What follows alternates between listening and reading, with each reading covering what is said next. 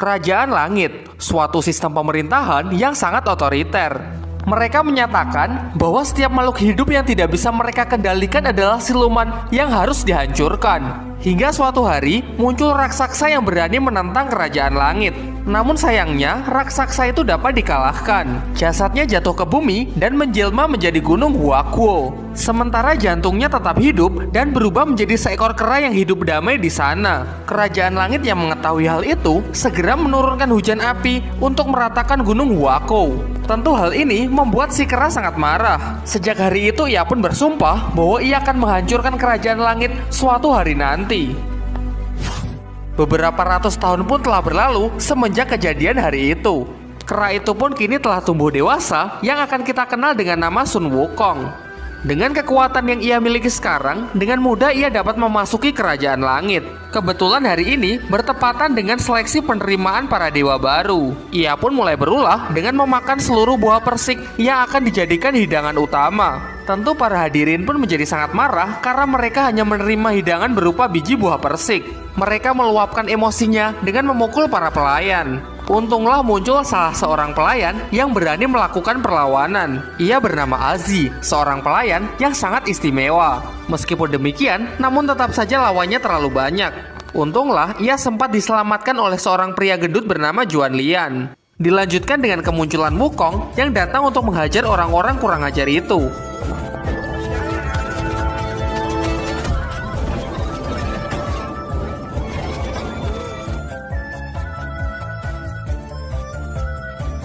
Kehebohannya ini mengundang para pasukan langit. Kemudian ia mengeluarkan toya sakti dari telinganya untuk mengalahkan mereka semua.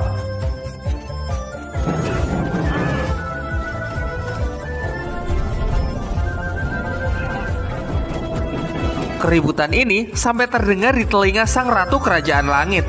Lantas ia memerintahkan pengawal pribadinya untuk menghentikan Sun Wukong. Ialah dewa yang bernama Tianpeng.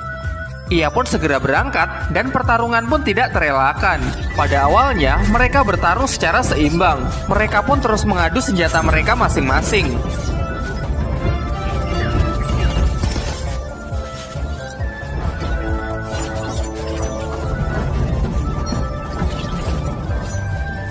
Namun seiring berjalannya waktu, Sun Wukonglah yang terlihat lebih unggul.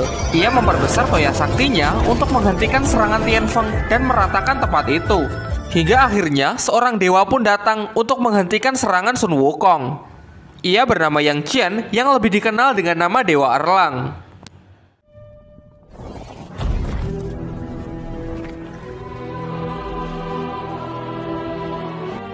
Kemunculannya kini pun membuat keadaan menjadi berbalik. Dengan pukulannya cukup memukul mundur Sun Wukong bersama toya saktinya. Tak cukup dengan hal itu, Sun Wukong pun mencoba menyerangnya dari jarak dekat. Namun hasilnya pun tetap sama saja karena pukulan dari Dewa Erlang terlalu kuat. Sun Wukong yang telah tertangkap dibawa ke sebuah gua tempat hukuman para dewa. Namun ia tidak sendirian karena Dewa Erlang turut menemaninya. Dari percakapan mereka pun diketahui bahwa sebenarnya Dewa Erlang adalah anak dari Dewi Kerajaan Langit yang menikahi seorang manusia. Demi untuk menebus kesalahan ibunya, ia pun mengabdikan dirinya untuk Kerajaan Langit.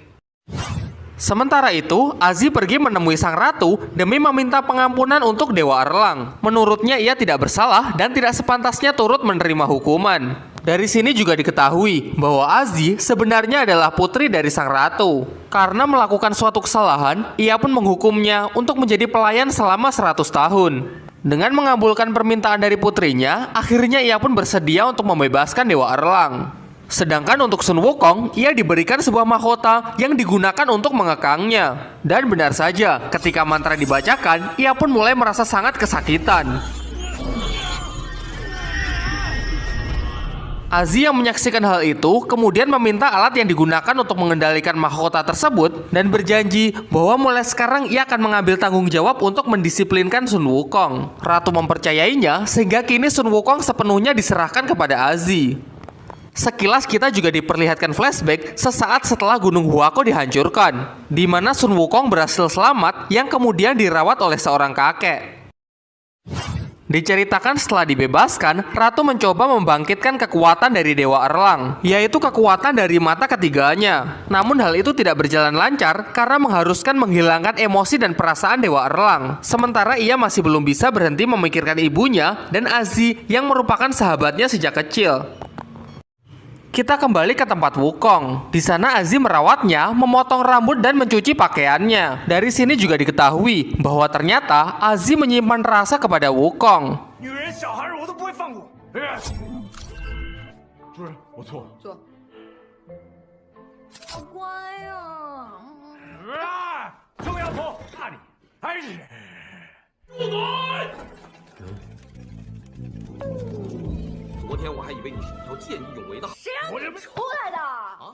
Setelah itu, sang ratu mengadakan tur untuk mengelilingi kerajaan langit. Dengan sengaja ia memprovokasi Wukong karena ia menduga bahwa jantung siluman yang dulu pernah mengacaukan kayangan masih hidup dan bereinkarnasi menjadi Wukong. Wukong pun terpancing sehingga dia mencuri kunci untuk membuka gerbang cincin takdir. Namun ketika ia hendak menyusup, ternyata Dewa Erlang sudah berada di sana untuk menghadangnya.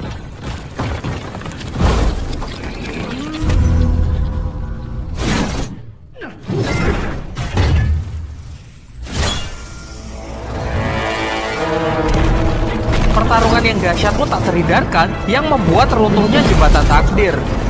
Kemudian Tian Peng pun juga masuk ke dalam pertarungan. Dilanjutkan dengan kedatangan Azi yang diikuti oleh Juan Lian. Di puncak pertarungan jembatan takdir kini benar-benar runtuh. Alhasil mereka semua pun terjatuh ke bumi dan kehilangan seluruh kekuatan dewanya.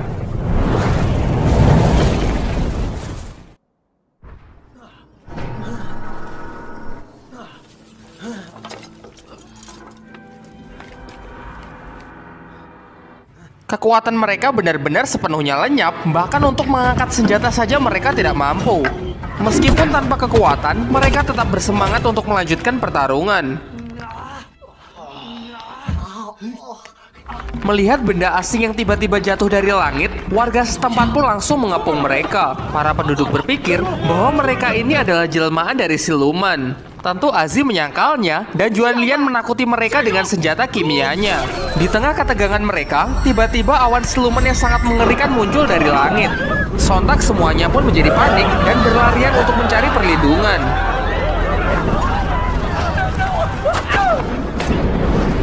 Awan siluman ini mempunyai kemampuan untuk menarik seseorang ke arahnya. Ketika semua orang telah berlindung, ada seorang anak yang tertinggal. Untunglah dari belakang muncul seorang gadis yang datang untuk menyelamatkannya. Tian Peng yang menyaksikan dari jauh melihat bahwa gadis itu sangat mirip dengan kekasihnya yang telah lama pergi. Ia bernama Ayu yang diusir dari kerajaan langit akibat melakukan suatu kesalahan. Namun usaha gadis itu sia-sia karena tidak ada yang dapat menghentikan amukan dari siluman awan. Kemudian Tian Peng langsung berlari dan mengorbankan dirinya demi untuk menyelamatkan gadis dan anak itu.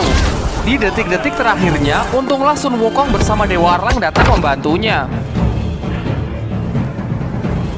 Kemudian Juan Lian memerintahkan Azi untuk menembakkan senjata kimianya ke arah awan siluman itu. Ternyata senjata Juan Lian memiliki kemampuan untuk membekukan udara. Kini Tian Peng pun berhasil diselamatkan dan awan itu juga berhasil untuk diusir. Kemudian Wukong dan Dewa Erlang pun diikat karena mereka dianggap sebagai ancaman. Singkat cerita, mereka pun mengetahui kalau siluman awan sudah kerap datang ke tempat ini. Mereka sering menculik warga dan telah menghabiskan seluruh persediaan air. Karena hal ini, mereka telah kehilangan sumber makanan karena tak mampu menanam padi. Dari sini juga diketahui bahwa tempat ini dahulu merupakan Gunung Huaguo. Sementara itu, kini Tian Peng tengah dirawat oleh gadis yang mirip Ayu. Tian Peng pun menjadi sangat yakin karena gadis ini memiliki batu meteorit yang hanya dimiliki oleh Ayu. Namun ia tidak dapat mengingat apapun dan mengatakan kalau ia sudah memiliki batu itu sejak kecil. Sebenarnya Tian Peng ingin menunjukkan batu yang ia miliki. Namun sayangnya kemarin batu tersebut tersedot oleh siluman awan. Di waktu yang bersamaan, tiba-tiba Erlang dimarahi oleh seorang ibu yang memiliki masalah dengan ingatannya. Ibu-ibu tersebut menganggap bahwa Dewa Erlang adalah anaknya yang telah meninggal. Singkat cerita, mereka sepakat untuk menetap demi menyelamatkan warga desa dari ancaman siluman awan. Pertama, mereka membuat sebuah meriam dengan peluru potasium nitrat guna untuk membekukan siluman awan. Wukong dan Erlang juga meminta Juan Lian untuk dibuatkan senjata dengan efektivitas dan akurasi yang lebih tinggi. Dari sini Erlang juga sudah menyadari mengenai kedekatan antara Wukong dan Azi. Namun tiba-tiba ia dipanggil oleh ibu-ibu yang memarahinya kemarin. Di sana ibu-ibu itu memberikan Erlang sebuah kentang manis yang padahal hanya sebuah batu. Ternyata ia masih menganggap kalau Dewa Erlang adalah putranya yang telah meninggal.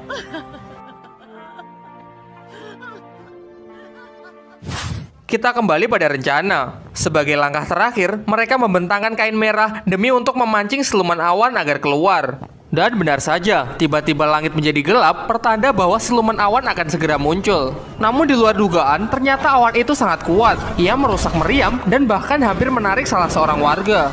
Untunglah Wukong segera membantunya, yang diikuti oleh semua orang. Kemudian mereka bersama-sama memperbaiki meriam, namun sayangnya meriam itu tak dapat menjangkau siluman awan. Untunglah dengan cepat, Erlang segera membantu untuk mengangkat meriam.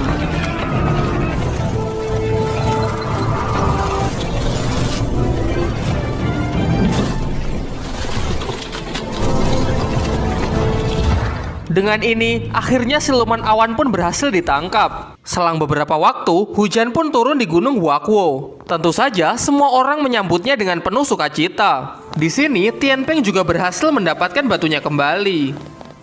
Sementara itu, di Kerajaan Langit, Ratu dibuat sangat murka akibat kelakuan Wukong yang telah menghancurkan jembatan takdir. Lantas ia pun melaporkan masalah ini kepada Kaisar Langit. Kita kembali ke Gunung Huakwo. Terlihat semua orang tengah gembira dan merayakan keberhasilan mereka menangkap siluman awan. Sementara Tianpeng pergi menemui Ayu untuk menunjukkan batu meteorit yang ia miliki. Namun sayangnya, Ayu tetap tidak bisa mengingat masa lalunya. Tentu hal ini cukup membuat Tianpeng menjadi patah hati. Kemudian Ayu mengatakan memang apa pentingnya masa lalu. Baginya, beberapa hari di sini bersama telah menjadi hari paling membahagiakan dalam hidupnya. Lalu Erlang juga bertemu dengan ibu-ibu kemarin. Ibu-ibu itu mengatakan bahwa sebenarnya ia tahu kalau Erlang bukanlah anaknya. Ia sadar kalau anaknya benar-benar sudah meninggal. Di sini ia hanya ingin titip pesan, nanti kalau Erlang kembali ke langit dan bertemu dengan putranya, maka katakan jangan khawatir, karena di sini ibunya sedang baik-baik saja. Mendengar hal itu, kini Erlang pun menjadi teringat kepada ibunya sendiri. Sementara itu, Wukong tengah bersama dengan Azi. Ia mengatakan bahwa Gunung Huakwo dulu jauh lebih indah daripada ini. Bahkan di sini kini tak ada lagi pemandangan matahari tenggelam. Namun tanpa mereka sadari, Ratu telah mengerahkan pasukan langit untuk membunuh seluruh penduduk desa. Di sana, Ahyu dan Juan Lian juga ikut terbunuh.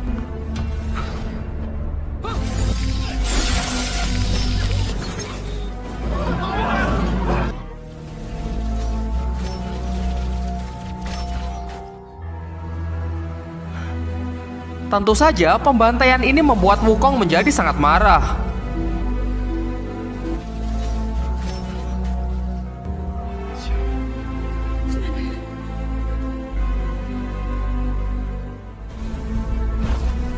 Ia mencoba melawan pasukan langit, namun hal itu sia-sia karena ia telah kehilangan seluruh kekuatannya.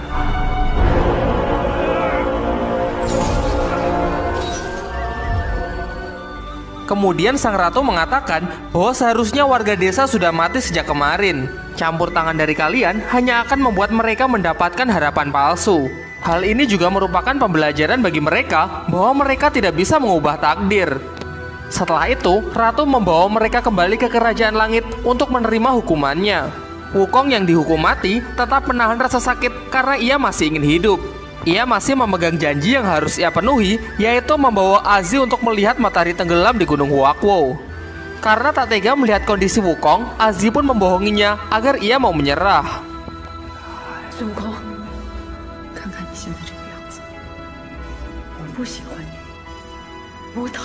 Ia juga mengatakan bahwa apa yang dilakukan Wukong ini sia-sia, karena sekarang Gunung Huakwo sudah benar-benar lenyap. Dan seketika tubuh Wukong pun menjadi hancur.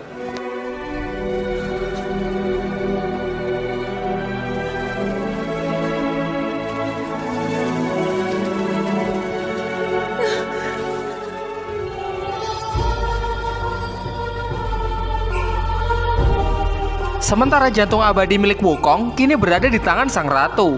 Ia pun menggunakannya untuk membangkitkan mata ketiga dari Dewa Erlang. Azi juga sudah selesai dengan hukumannya dan kini ia kembali menjadi dewa. Di sisi lain, ternyata jantung abadi milik Wukong hanyalah sebuah simbol. Shellnya yang dibuang Azi ke bumi, jatuh ke Gunung Huako, dan berhasil ditemukan oleh gurunya. Singkat cerita, menggunakan benda itu, kini Wukong pun berhasil dibangkitkan kembali.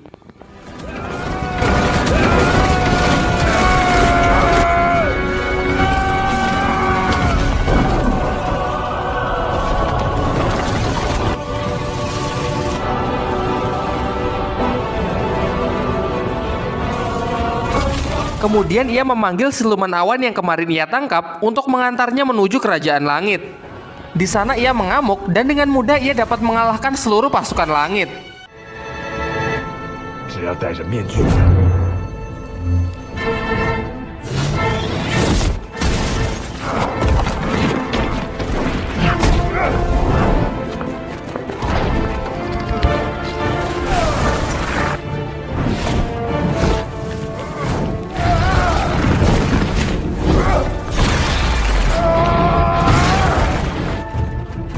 Tiba-tiba Tian Peng datang membantunya karena ia memiliki perasaan yang sama terhadap kerajaan langit.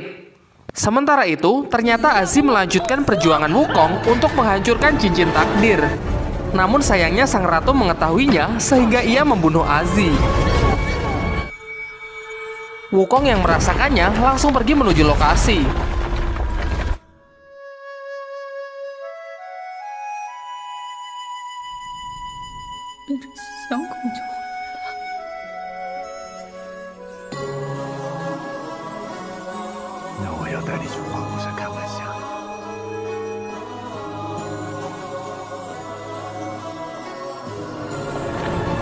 Sementara Tian Peng pun juga gugur karena ia mencoba melawan sang ratu.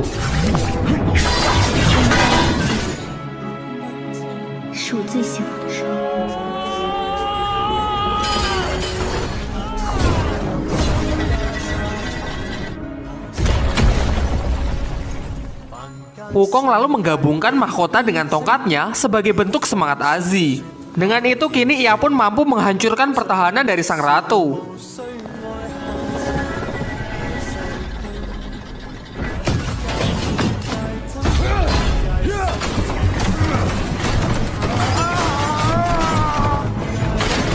Kemudian sang ratu menggunakan Erlang yang telah membangkitkan mata ketiganya untuk bertarung melawan Wukong. Dengan perginya orang-orang yang ia sayangi, kini ia pun berhasil menghilangkan seluruh perasaannya.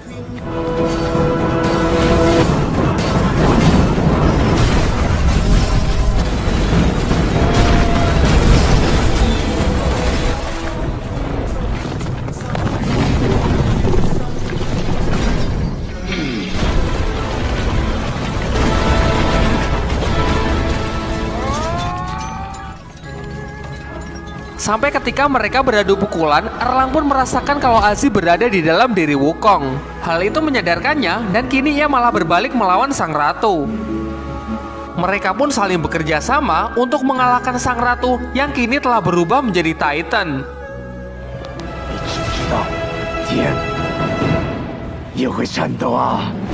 Sampai pada akhirnya, sang ratu pun dapat dikalahkan.